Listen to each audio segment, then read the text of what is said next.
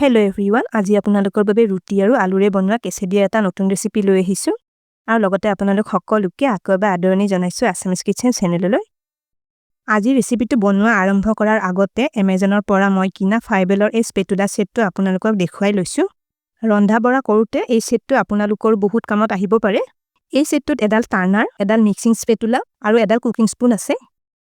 Spatula কেডালৰ এই অংশটো ওপৰৰখিনি সিলিকনৰ হয়, কিন্তু তলত কাঠ আছে।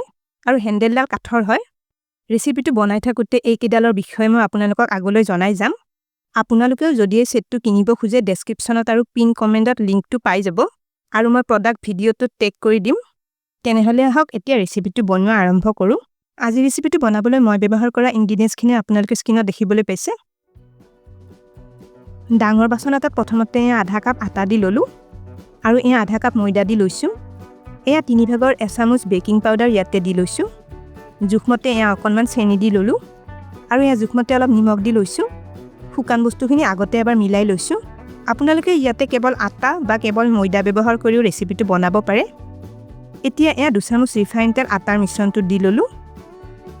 তেলখিনি হাতেৰে মুহাৰি এবাৰ মিলাই লওঁ। এতিয়া অকণমান কুহুমীয়া পানী লৈছো। এইখিনি অলপ অলপকৈ দি আটাখিনি মঠি লওঁ। এইখিনি মঠোতে অলপ মিহিকৈ মঠি ল'ব লাগিব। মই আটাৰ মিশ্ৰণটো ভালদৰে মিহিকৈ মঠি ললো। এইখিনি এতিয়া ঢাকনি এখন লগাই 10 মিনিটমান থৈ দিম। এইফালে পেন এখনত 2 চামুচ ৰিফাইন তেল গৰম কৰি লৈছো। কেইটামান নৰসিংহ পাত তেলখিনি দি ললো।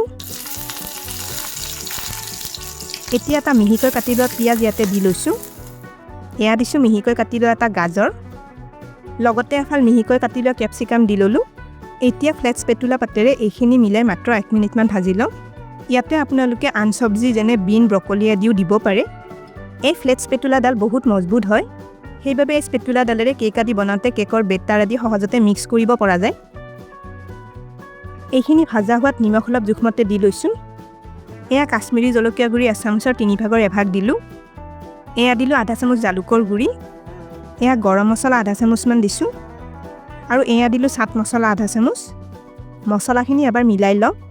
এই স্পেটুলা কেডালৰ সিলিকনৰ অংশটো 230 ডিগ্ৰী সেলসিয়াছ তাপমাত্ৰালৈ ব্যৱহাৰ কৰিব পাৰি। অৰ্থাৎ আপোনালোকে এই স্পেটুলা কেডাল যিকোনো খোৱা বস্তু বনাওঁতে ব্যৱহাৰ কৰিব পাৰে। এতিয়া মছলাখিনিত সিজাই পিটিকি লোৱা আলু 3টামান দি লৈছো। আলুখিনি সবজি আৰু মছলাৰ লগত এবাৰ 1 মিনিটমান মিলাই ভাজি লৈছো। আলুখিনি কিন্তু বেছিকৈ ভাজি থাকিব নালাগে, মাত্ৰ এবাৰ মিলাই ললে হৈ যাব। বহুতে ভাবে সিলিকন প্লাষ্টিকৰ নিচিনা এটা বস্তু, কিন্তু সিলিকন প্লাষ্টিক নহয় আৰু প্লাষ্টিকৰ নিচিনাকৈ গলি নাযায়। সেইবাবে একেডাল স্পেটুলাৰে খোৱা বস্তু বনাওঁতে কোনো ধৰণৰ কেমিকেল খোৱা বস্তুৰ লগত মিহলি নহয়।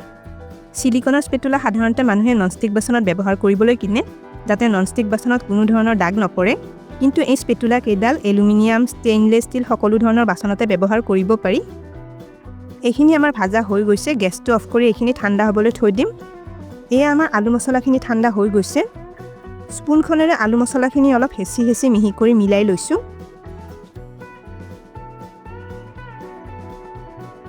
এইখিনি চাওক এনেকৈ মিহি কৰি ললো। আলু মছলাখিনি এতিয়া ৰাখি দিম। 10 মিনিটমান পিছত আটাৰ ডোটোৰ পৰা ঢাকনিখন আঁতৰাই লৈছো। এইখিনি 10 ছেকেণ্ডমান এবাৰ মঠি লৈছো। এইখিনি এতিয়া সৰু সৰু ভাগ কৰি 4টামান লাৰু বনাই লওঁ।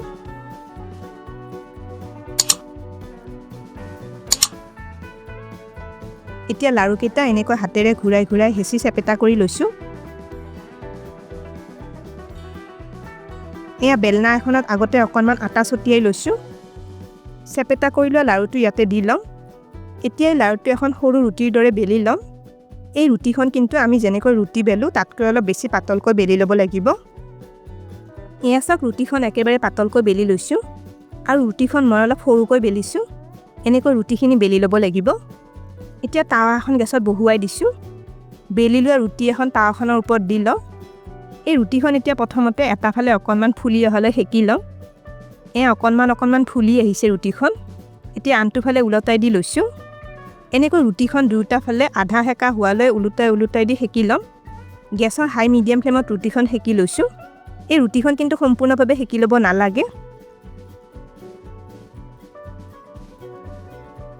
চাওক ৰুটিখন আধামান সেকা হৈ গৈছে। এইখিনি সেকি ল'লে হৈ যাব। এনেকৈ ৰুটিখিনি আগতে এবাৰ আধা সেকি ল'ব লাগিব। এতিয়া ৰুটিখন উঠাই লওঁ এতিয়া আধা সেকি লোৱা ৰুটি এখন লৈ লৈছো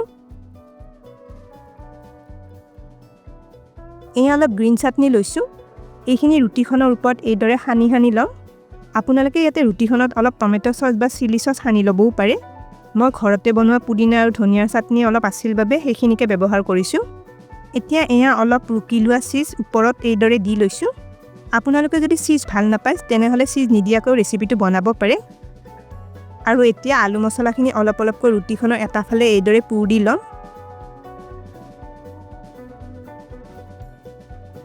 আলু মছলাখিনি এইদৰে অলপ অলপ বহলাই দি লৈছো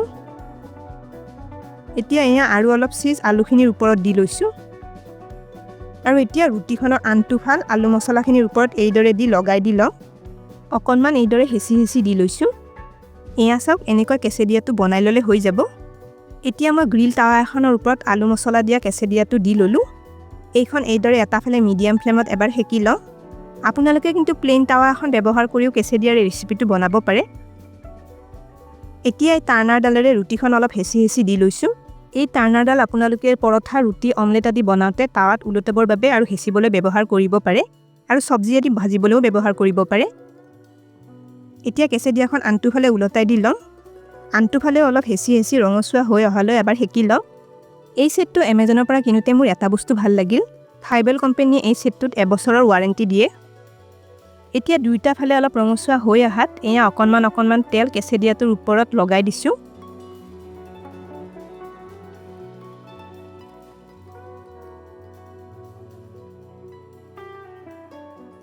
দুইটা ফালে এইদৰে অলপ অলপ তেল সানি হেকি ল'ব লাগিব অলপ মচমচীয়া আৰু ৰঙচুৱা হৈ অহালৈ হেকি লৈছো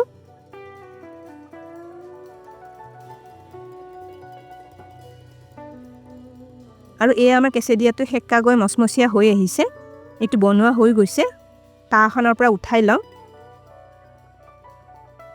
এইদৰে ৰুটি মিহলি চব্জি আৰু আলুৰে বনোৱা এই স্নেক্সটো খাবলৈ খুবেই সোৱাদ লগা হয় ব্ৰেকফাষ্ট বা গধূলি আপোনালোকে এইদৰে বনাই খাব পাৰে আৰু ঘৰতে আগদিনা বনোৱা ৰুটি থাকিলে ল'ৰা ছোৱালীক টিফিনতো এই ৰেচিপিটো বনাই দিব পৰা যায় তেনেহলে আজি ৰেচিপিটো কেনে পালে কমেন্ট কৰি নিশ্চয় জনাব